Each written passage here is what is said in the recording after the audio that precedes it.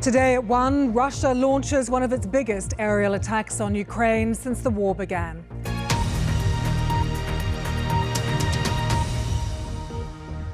Good afternoon. Russia has launched one of its biggest aerial attacks on Ukraine since the war began, killing at least 18 people in a wave of deadly explosions across the country.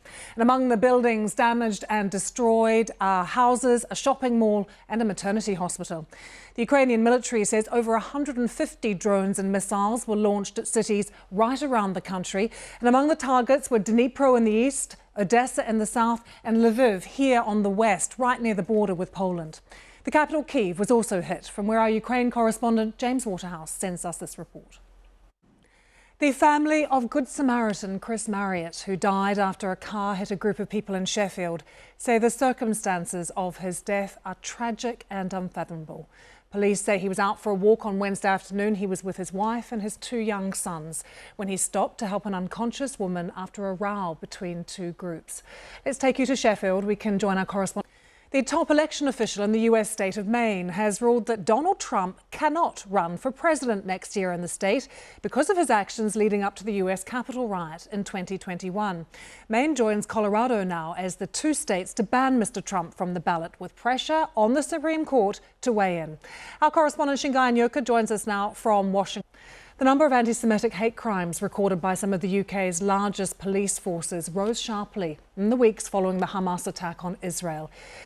The United Nations says an estimated 150,000 Palestinians are being forced to flee areas of central Gaza as Israeli forces advance on refugee camps there. Meanwhile, talks to end the conflict are reported to have restarted in Egypt. Our Middle East correspondent Yolande Nell has this report for us, but a warning, it does contain distressing images.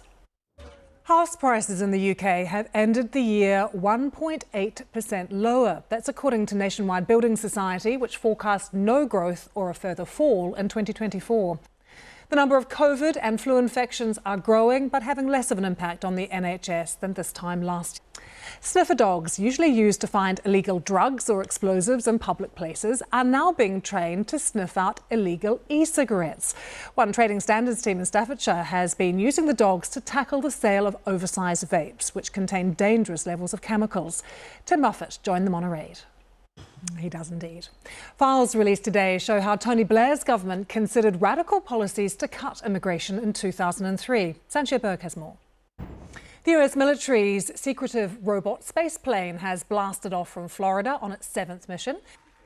Time for a look at the weather. Louise is with us with some very happy news from one of the loveliest people we know, Louise. Best kept secret in the weather centre, I tell you.